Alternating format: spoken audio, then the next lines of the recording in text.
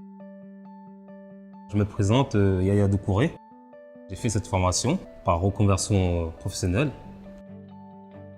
La formation du Greta consiste donc à préparer donc nos stagiaires à un bac pro technicien d'usinage. Leur but, c'est d'être conforme à pouvoir travailler en toute autonomie sur les machines à commande numérique. Ce qui est intéressant, c'est que c'est une formation qui est courte, formation continue de 9 mois. Et c'est ça qui fait qu'on peut rebondir plus vite professionnellement.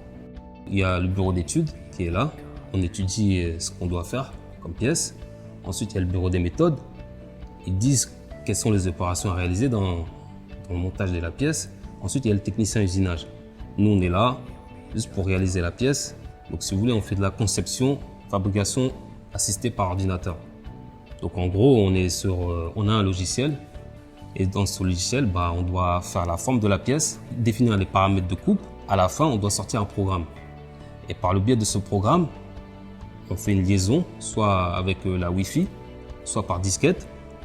On télécharge sur la machine-outil. Et ensuite, on cherche le programme, on fait une simulation et on regarde si la pièce qu'on doit réaliser correspond bien aux paramètres. Alors dans l'atelier ici, nous avons différentes machines, donc que ce soit conventionnel, donc travail manuel, ou différentes machines dites à commande numérique. Une fois réalisées leurs pièces, ils font le contrôle de leurs pièces si elles est conforme ou pas. Et une partie réglage également, où on fait les réglages des outils pour pouvoir usiner les pièces. Ce métier-là est toujours en évolution. Donc on est obligé toujours d'inventer de nouveaux moyens, de nouveaux processus de fabrication, de nouvelles matières. Au tout début, la pièce elle est brute et à la fin elle a une forme, tout simplement. C'est ça qui fait la richesse de ce métier. C'est le travail de la pièce, les formes de la pièce avec les outils adéquats et on peut faire tout, on peut tout réaliser. On a différents formateurs, dont 2 en atelier et 2 en partie technologique. Donc chacun a sa spécialité, chacun a sa méthode de travail, mais ce qui fait la richesse, c'est qu'on travaille en équipe.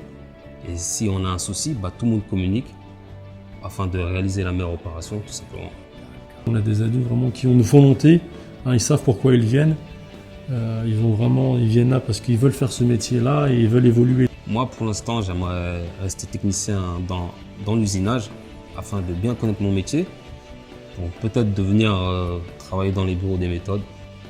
J'estime qu'il faut connaître les bases et si on est vraiment au quotidien dans l'atelier avec les collègues, on pourra être mieux amené à expliquer le métier à ses futurs collaborateurs, tout simplement.